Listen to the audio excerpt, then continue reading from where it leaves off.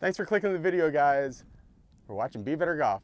I'm here with Mike Malaska, and we're out on the course. Brendan, how are you? Good to see you. Enough talk about it. Enough talk about Yeah. it. Let's actually play the game, okay? What a concept. I know, actually. So, Mike, when people are saying that, man, I'm hitting it so good on the range, and then when I get to the course, it's like I've never even played. Yeah. What's usually with those type of players? What's usually the disconnect that's making it such a hard transition? Well, a couple of things. First of all, on the golf course, what's the biggest difference between golf and the range?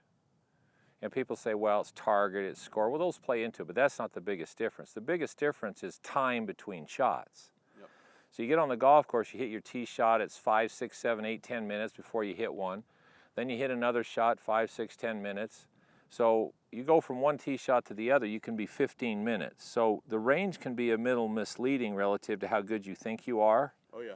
Because what you're doing is you're just hitting ball after ball and you're getting a fine-tuned timing for whatever it is you're doing. You get on the golf course and now you don't have much time, or you've got a lot of time between shots, you don't get to hit a lot of balls. So you're left with really how much do you understand? And that's one of the best ways to practice is to put time between shots, and people don't do that. So as soon as you start hitting it fairly well, take 3 or 4 balls and put at least a minute between each shot. Now, if you can pull those off with a minute between each shot. What's a good use of your time during that downtime? Well, you can make practice swings, you can go get a drink, you do whatever. I mean, that's what people never practice. See, everybody wants to know, why can't I take my game to the course? Because you don't practice like the course. Right. So they say, well, you mean targets? I go, well, the biggest thing is time between shots. Can you put time between shots and change clubs and still hit good shots? If you can't, what's going wrong? You hitting it fat, you hitting it thin? How do you make adjustments? See, golf is about learning how to adjust as you're playing. If you start mishitting it, what's happening? What adjustments do you make so you don't mishit the next one? So part of learning how to play is learning how to make adjustments to swings that don't work. Where do you learn that? On the range, not hitting multiple balls, putting time between shots and experiencing, I mishit one, now I got a minute before I hit the next one. What am I going to do to hit the next one better? Yeah. So then you start learning yourself and what adjustments you can make to make the next shot better. And 95% of people don't practice that way. Okay, Mike, just tell us briefly about this hole. I think I have the camera aimed wrong. Oh, no, it's all right. Well, par 5, pretty much straight away. It looks like it's a little dog leg right. It looks like that if you hit it closer to the right side, you're closer to the green. Really not the case. So there's really no reason to hug the right side of the fairway. Okay, can you run out of fairway on the left? No, okay. Not if you hit it at that kind of that cactus that's brown. I see it. It's 360 to that thing, so no. Right. So for me, it's okay, what shot am I comfortable with? Well, I like hitting a little bit of a draw. So I'm going to aim at right center, and I'm making a practice swing to get a feel for what I want to do in my swing to hit that shot. And as soon as I get a feel for it, okay, I got it now. So now all I'm going to do is aim at right center and just duplicate the feeling that I had.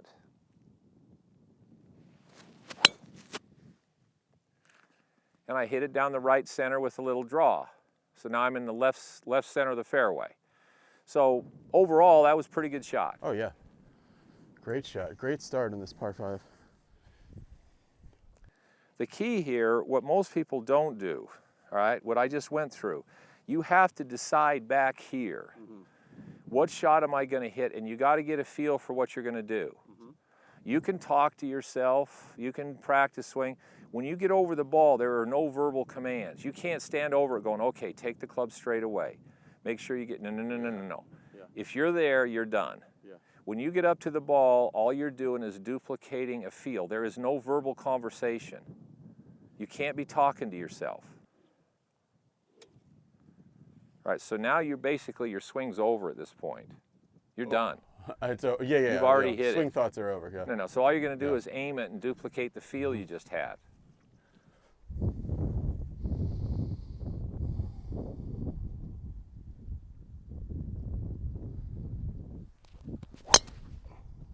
Okay, now you hit the shot. Yeah. The question is, did you like it? Results great, but I towed it. Yeah. Okay, so here's what good players would do. You missed it a little bit. So you towed it. You kind of pulled back away from it a little bit. So you make a practice swing to get a better feel for whatever you felt like you did wrong. Now you're going to make a practice swing and fix it. And then you stand there and you make a couple practice swings until you go, there it is. That's what I wanted. Yeah, kind of alligator on. Okay, so it's now. Okay, listen to this. This is a big deal. Yeah. Good players, they hit a shot. If they hit it well, they programmed it, they make a swing, they hit it well. They'll stand there and they'll watch it, and what they're doing is they're replaying that feeling. What did my body feel like? What did the club feel like? They're replaying the shot. Yeah. That same player, if they miss-hit one, they hit it. If they miss it, you'll see them turn around immediately and they'll make some practice swings. What are they doing? Well, when they made the swing, they hit the shot and they go, okay, I was a little off, this was off or that was off. So they turn around and they make a good swing and then they're done. Now they can leave it alone. Amateurs make a swing, they don't enjoy the good shots, and what they end up doing is they brood on the bad shots, but they don't fix them. It was interesting, this year Phil Blackmar and I were following Tiger at the Memorial at Jack's tournament. Yeah. And he got to number 11, which is a par 5 on Friday, and he pushes his tee shot in the rough, so he has to lay up. So he lays up. He's got about 84 yards left, and I'm standing right behind him. And he stands up to this sand wedge, and he stands up there, and he goes, and he hits it, and he's just standing there watching it. And it looks like it's going to be pretty good. And he's just standing there, and the ball hits and goes past the hole, and it sucks back, and it goes in the hole. And the crowd goes crazy. Now Tiger, he hits it, and it bounces, it goes back, it goes in the hole, and he just keeps standing there. So the people are screaming, the ball's in the hole, and for maybe 3 or 4 seconds, he just kept standing there. And then all of a sudden, he drops the club and puts his hands in the air. And I'm going, okay, what did he just do? What did he? Yeah, he's enjoying the moment. Right, he's sticking it into his feeling. He's imprinting what that felt like, the sound of the crowd. I mean, I'm getting goosebumps just talking about it. I was standing there and I'm going, this guy loves this. Yeah. He just hit a great shot. He's not in a rush to get away from it. He's gonna stand there and enjoy every part and second and feel and the sound of the crowd and what the ball looked like and what it felt like coming off the face. It's an imprint. And it's important to do that because the way the human brain is, as you've told me before, is negative memories are going to be naturally much more sticky.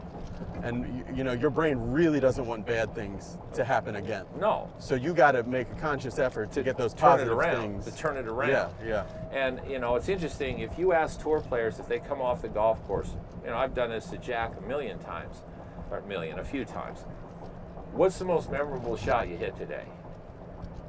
And he'll go, maybe it was the 2-iron on 12 or the drive he hit on 14 or the wedge he hit. They're all good shots. Yeah. You ask most amateurs, what's their most memorable shot? Oh my gosh, on 12 I duck hooked it out of bounds. Yeah. And you're going, wait a minute. Why is your most memorable shot your worst shot? Why don't you remember your good shots? Yeah. Well, because that's what makes people not very good, is because they're so focused on what they do wrong, they don't keep focused on what they do well. So they're constantly beating themselves up for bad swings, bad shots. Okay, you learn from them. It's an outcome. You have to get to the point on the golf course where you stand up there, you're committed to a shot, and you're okay with whatever the outcome is.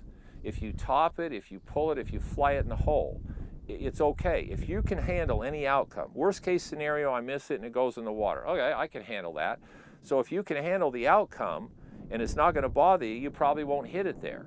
If all of a sudden you're going, oh man, if I'm going to shoot 80 or 90 or whatever, now there's too much pressure. So the anxiety comes up and now you're trying to control the club and you can't let yourself make a swing. So a big key to being a good player is being okay with whatever the outcome is. Right.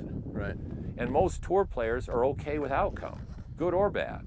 They just deal with it. Yeah. Amateurs, you're so anxiety ridden over, what if I top it? What if I pull it? What if I push it? I go, well, you haven't yet. Why are you worried about it? Okay, 250 to go. So here's my question. Can you hit a club that's going to get over the green? No. Okay. So what's your favorite yard inside of 100 yards? From 100 yards to the flag, what's your favorite yardage? Do you have one? Yeah, one yard. From the hole? Yeah. Other than that, if you're having to yeah. hit a wedge shot, if you can't get to the green, what's going to be your, is it 30 yards? Like 85 if there's a green to work with.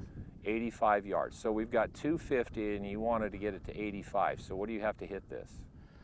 250, I want to hit to 85, so I've got to hit this 165 70 yards. Yeah, something like that. Why are you hitting that club?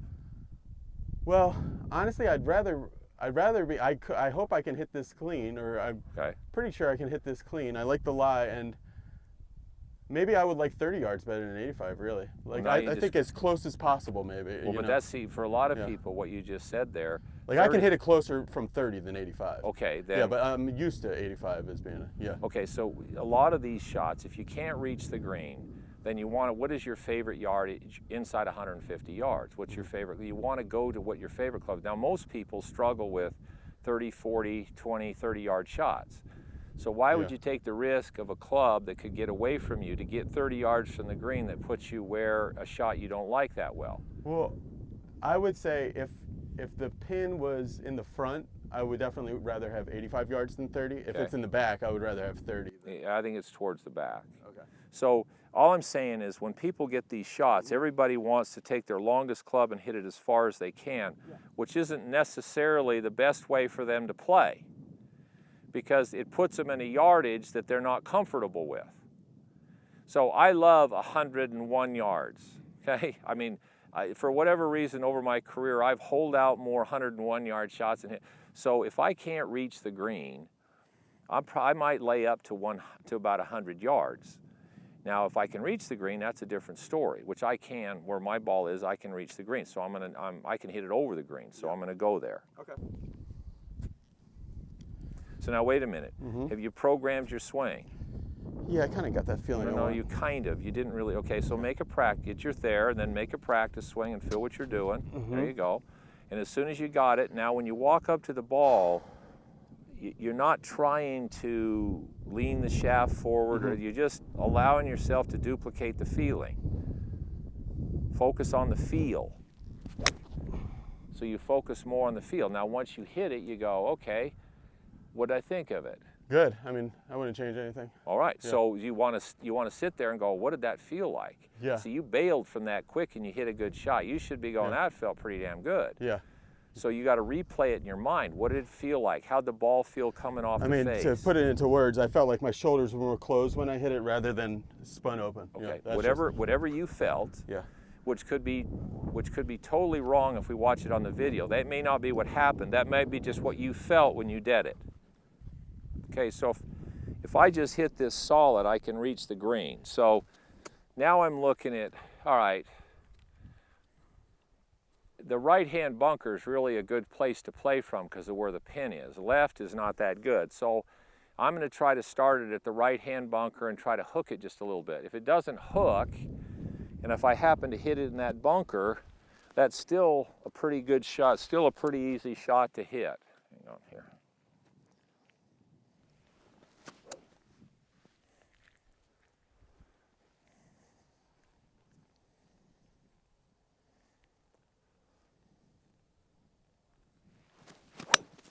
Good tempo, Mike. Right at it.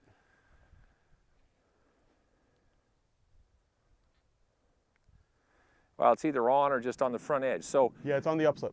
Okay, so for me, that's that's the shot I like to hit, a little draw. Where that pin is in this shot, if I just hit it solid, I'm going to get there. If I were to miss that shot, I tend to leave it a little right, which is in the bunker, which is an easy up and down. Right. So people say, well, don't think about the bad shots. Yes, you have to plan your misses. If you don't have some plan for your miss, you start missing it in places where you can't get it up and down. But how do you plan for it without dwelling on it and then psychosomatically making it happen? Well, as far as the bad things. Okay, well, I build a buffer. See, what I built there was a big buffer zone for that shot. If I hit it perfect, it gets to the flag. If I miss it at all, it's in the buffer. So I'm okay. Yeah. Because even if I come off it and hit a bad shot, it's going to be okay. So there's less pressure on me because I've built kind of a safety factor into my miss. So I'm not planning on missing it, but I've taken it into account, and I'm trying to hit the best shot I can hit. Right. But because of the way I did it, there's actually less pressure on me because my miss is going to be in a place where it's an easy up and down. And so how you understand your game, understand the shots you can hit, understand where the pin is, you start picking shots that even if you miss-hit them a little bit, you're going to have a chance. Right. Most people don't do that. They just aim it at the flag and hit it. And I'm going, well, whoa, wait a minute. Where are you going here? What are you trying to do? How do you miss the ball if you miss it? Where's the pin? You know, they don't take those things into consideration. Yeah, Mike, kind of like you were saying before, there's a certain level of ball striking you attain that begins to be, okay, now you start actually playing golf, you know? Because if everything's glancing and you're not sure where the ball's going, you're not actually playing golf, are you? No. No. However, if you're glancing it and it slices every time, you've pretty much eliminated one side of the golf course. So I take a lot of players out that say, you know, I wish I could break 80. I go, why can't you? I slice it. I go, every time? They go, yeah. So I go out and do the same thing they do, hit it the same distance. Right. It's just I aim at 40 yards into the left-hand rough and slice it in the middle of the fairway. Right. Then I slice it onto the green, and I two-putt, and I shoot even par. And they get through, and they go, well, yeah, okay, so yeah, but I don't want to do it that way. I go, what? You don't want to do it that way? That's your shot. So a lot of times people's shots are good enough to shoot pretty low scores. It's just they fight their tendencies because they don't want that to be their tendency. They wish they could hit a draw, or they wish they could do this or that. Well, the reality is today that's not who you are. Who are you? Let's take who you are and figure out how to put it into a game plan to play this course the best that you can play. Right. Well, that's what you got to learn to do. Okay, there's my ball. I think I have about 62.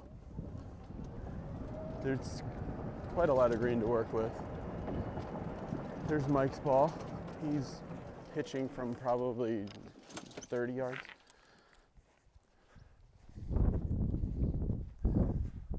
Okay, so it's the same thing on this shot. So you look at where you want to land it, you get the trajectory, you make a couple of practice swings to feel the speed and what you want to do to hit the shot. Once you go, okay, there's the speed I need, there's the feel for it. Yeah, I do a semi kind of clockwork thing where I know on this wedge backswing distances to hit certain yardages. Okay. So to my about to here. Okay, fine. Should be the yardage here. And that feels great. Perfect. Okay, yeah. Walk up, aim it, and duplicate what you just did.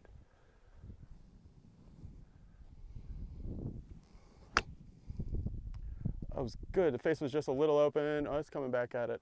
Well, that's pretty Not good. bad. Yeah. I mean, maybe a little steep into the ball, but it's overall a pretty good shot. Okay, so again, so then you rank, okay, did that feel good? If it didn't feel good, I just wanted the face a little more square. That's okay, all. so then you should have made the practice swing, make the correct, now we're done. Yep. Mike, why are par fives so important for not only tour players, but they're also really important for like the bogey golfer? Well, because it's a three, you don't have to hit it that great to make pars. Yeah. So also what I use par fives for a lot of times, if my swing's a little off, so I'll turn it into a 3-shot hole where maybe I don't even hit a driver off the tee. I just hit it in the fairway, and then I'll take a layup club or strategy club where I'm a 5 or a 6 iron, and I'll actually I'll take a practice ball is what I'm doing. I'm just hitting it somewhere up there and play. Yeah. So because there's a big wide fairway and I'm hitting a 6 iron, I'm probably not going to miss the fairway. So it gives me a chance to kind of get a feel for my swing back. Yeah. So par fives for a lot of times become a hole for you to have a couple of practice swings. Mm-hmm. Also par fives, because most of them are 3-shot holes, all you got to do is get one pretty good shot and you got a chance to make birdie. Right. And so if you miss your drive a little, that's okay. You probably can't reach the green in 2 anyway. So you get it up where you have a chance. So there's a little more chance for if you miss your tee shot, you still can make a par. If you miss your tee shot on a pretty hard par 4, it makes the hole really hard. Right, right. par 5, you miss your tee shot, you still got a chance. All right, so the pin's back. I've got a 58 here, which isn't probably the best club because I don't want to get the ball too high in the air, so I want to hit it down a little bit. I'm always trying to carry the ball about 6 to 10 feet on the green, and I'm figuring out what trajectory do I need to land it there and have it run out to the flag. So, and then what speed do I need? And then I just set up and try to land the ball on that spot. Now it didn't roll out, but I landed pretty much right where I wanted it to. So I'm programming in, again, I had the wrong club. Normally, that shot I wouldn't have tried to hit with a 58. I would have probably hit it with a 52 or a 54 or something, because the 58 on this upslope actually turns it into about a 60-degree loft. So I either had to carry it a lot further, or I had to somehow take loft off the club. I don't like forcing loft off. I like to take the club that de-lofts automatically, where I don't feel like I'm having to lean the shaft way forward. Yeah, you start getting real steep. Yeah, that's like playing in the wind. I hate to try to hit down on the ball or de-loft the club. So if I'm playing in the wind, I take a lot more club and choke it down, and now the loft in the face is less, so it hits the ball lower with less spin. Mm-hmm. And so I'm more consistent when I do that.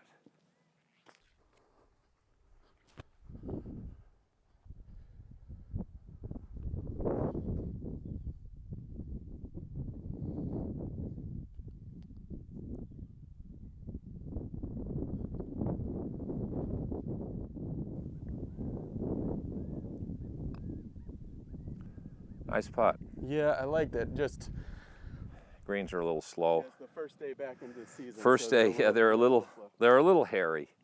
Okay, so putting. You know, reading putts, there's a lot of ideas. I mean, Aimpoint's done a lot with helping people to understand fall lines and trying to figure out, you know, relevance to how much is the ball going to break, walking it off. I've always been better at reading putts from this side.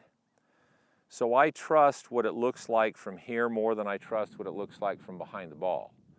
Because from here, I have a much better feel for what's happening right in this last third of the putt. Yeah, as the ball slows down, it's going to react to the break much more. Much more. Yeah. So I'm a lot better over my career. I trust this read more than I do the one behind it. Mm-hmm. Okay? Now, again, when you talk to Aimpoint, a lot of these guys, once you see break, which there's not much in this one, then if it was gonna break this way, everybody tends to walk below it. If it was gonna break this way, they'd walk on this side of it, and then they kind of look at it. So I'm always, you know, below it, and I kind of stop in the middle because this gives me a good idea of how far it is. Do you, when you watch it, when you look at it from the middle, do you always try to be on the low side to try to Yes. like read it like a book? Yes. Yeah. Yeah, I'm always on the low side. Now, I've got this line on the ball, and I've got it aimed right straight at the center of the hole. Okay, so once I aim the line, all right, all I'm really going to do now, I know that line's right, so that line's aimed right straight at the hole. So when I come up to the ball, the first thing I set into the ball is I put my eyes in a position right there. That line looks like it's aimed the same as it looked back here. I spent half my career where I would put the line down, or I'd pick a spot, and then I'd get up over it, and all these guys told me to get my eyes right over the ball. Well, if I put my eyes right over the target line, that line now does not look like it's aimed at that hole. It looks like it's aimed 4 or 5 inches left of the hole. If I put my eyes right here, the line looks perfect. So I want my eyes to see and believe the line so that my subconscious, right when I get to the ball, doesn't go, this isn't looking good, and tries to make a correction. The way your subconscious works is called fight or flight. Is this dead straight, this putt, Mike? Yeah, okay. Pretty much. So I'm just going to see. You go ahead. Keep. So what happens is you can fool your conscious mind, okay? Right, because if I'm right over it. I would feel like I had to block it to get to the hole. Because the line looks left. Yeah. Okay, yeah. which is most people when they get over the ball, either the line they have on the ball or the spot they picked that they look good from behind the ball, when they get over it, it doesn't look right. So they go, well, I quit using spot and I don't use the line because it doesn't look right. I go, well, how about you think about moving your eyes until it looks right? So anyways, what happens with your subconscious, if you pick a spot or you put a line and you get over it and you get just about to the ball, your subconscious is going to go and make a little correction because it's designed to protect you from harm. It's called fight or flight. So if it thinks that, no, the hole's over to the right, I don't care how, you can fool your conscious mind, but your subconscious at the last second is going to go, just a little bit. Well, a little glitch here, 1 or 2 degrees off, by the time it gets to that hole, you don't even touch the hole. Yeah. Okay, so I know the line's good. So before I ever set the putter in, I get my eyes where the line looks good, which is right there. Then I aim the putter face.